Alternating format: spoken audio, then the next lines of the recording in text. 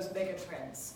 And at the backdrop of all of this is probably the thought that I think is probably most powerful, is the fact is that we are potentially in the midst of the fourth industrial revolution. And it's kind of hard to really absorb what that means. But I think the megatrends give you some context in terms of how to think about it. And let me share with you some of those. So first of all, the one I think which is incredibly obvious is rapid urbanization. And you see that happening right here in London. I couldn't believe the number of cranes that are kind of out there on the horizon. I mean, cities like this, they're getting bigger and bigger. People are flocking to large cities. There's going to be cities in China that are going to have more than 100 million people. As a child growing up in Australia in the bush, doing school by correspondence, I could never have imagined that I'd actually see that happen in my lifetime. Then we've got changing demographics, and I'll talk a little bit about that in a moment. So we've got the silverhead spenders, we've got the gig economy. All of this is real, and it's happening very, very quickly. And then on top of that, it's kind of like the layer of incredible hyper-globalization.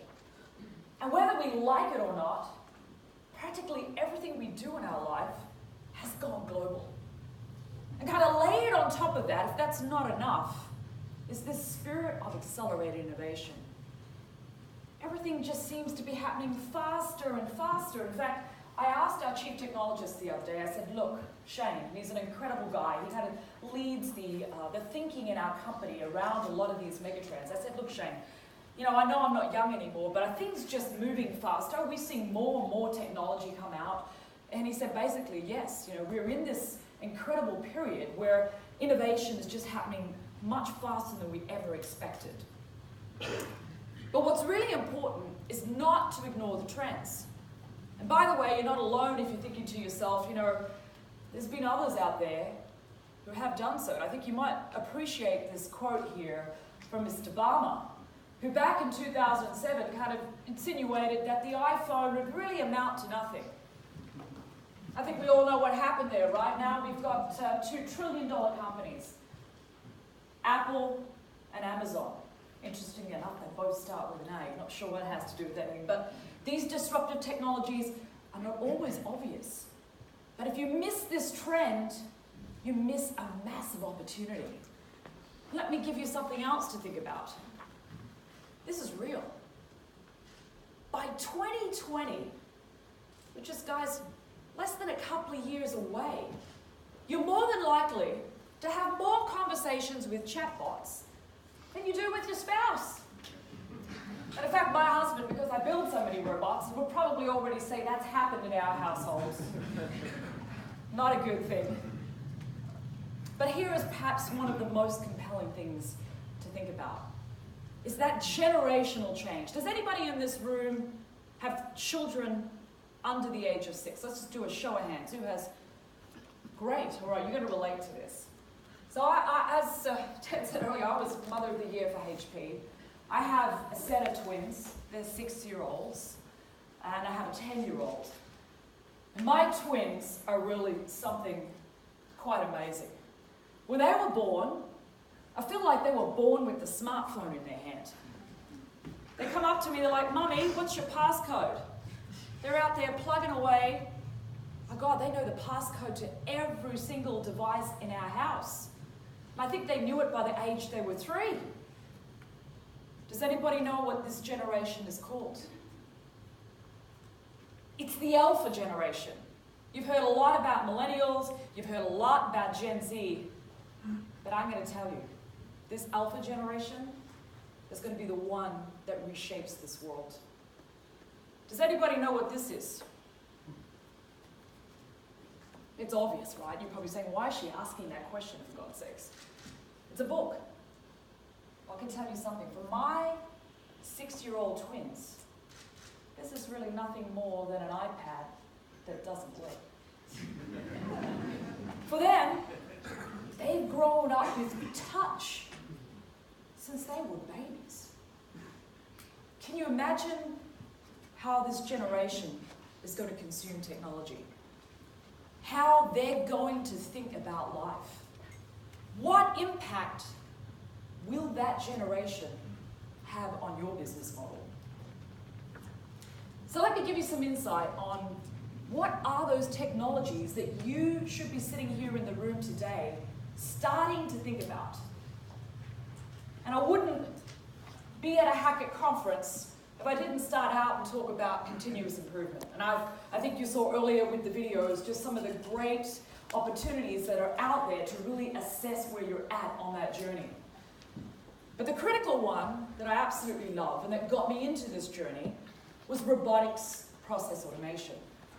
And for those of you who don't know what that really means, it's really software bots. My kids always ask me, Mum, these robots you build, what do they look like? And I always try to tell them they're software bots in a computer, and they're designed to actually mimic human actions.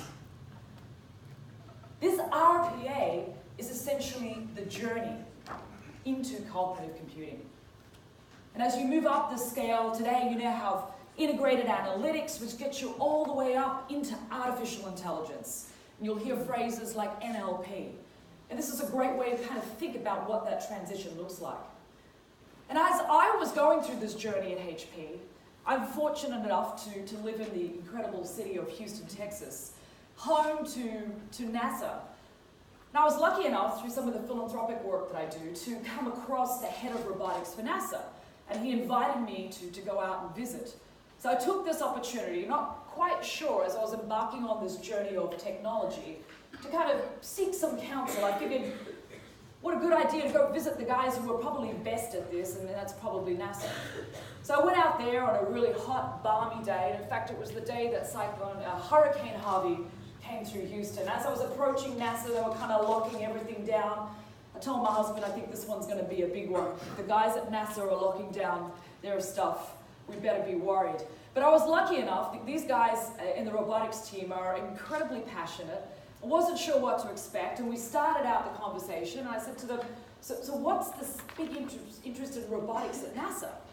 They said to me, Maria, you're not going to believe this, but these astronauts who are highly educated, right, it's very competitive, very few people in their lifetime ever get to meet an astronaut.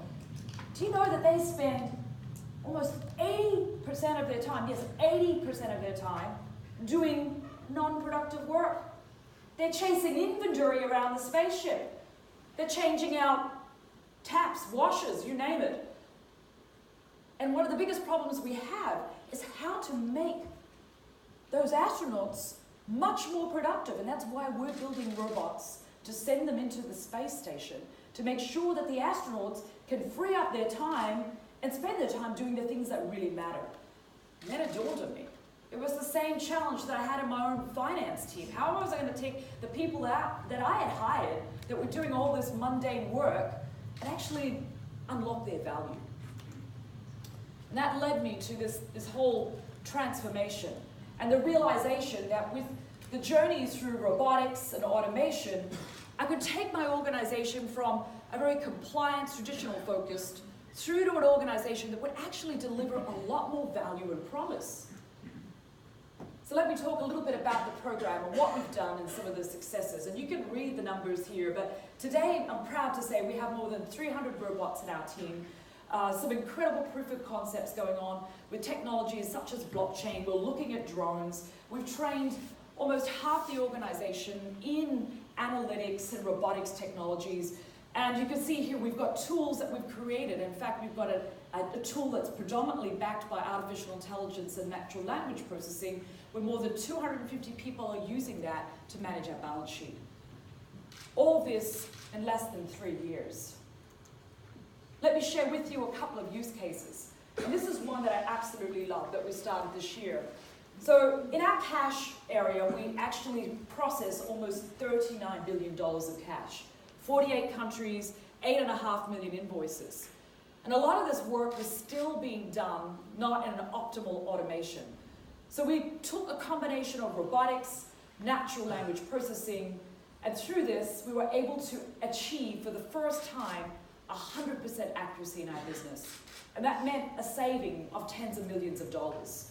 So let me play a quick video for you on the robot that we introduced on cash application. With keeping the finance controllership vision in mind,